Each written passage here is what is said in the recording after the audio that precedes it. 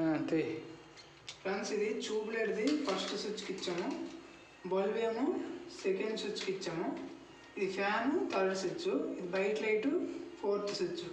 అయితే ఈ మనకి మీటర్ నుంచి వచ్చిన అసలు లైన్ 2.5 వైరు, 2.5 వైర్ డైరెక్ట్గా మనం స్విచ్కి ఇచ్చుకున్నాం. ఇది బేస్ది.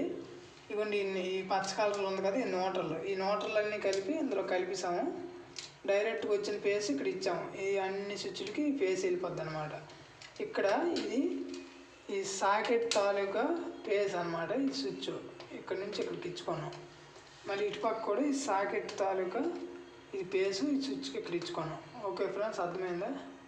ఇదిగోండి ఇక్కడ ఎర్తింగ్ ఇక్కడ ఇచ్చాము.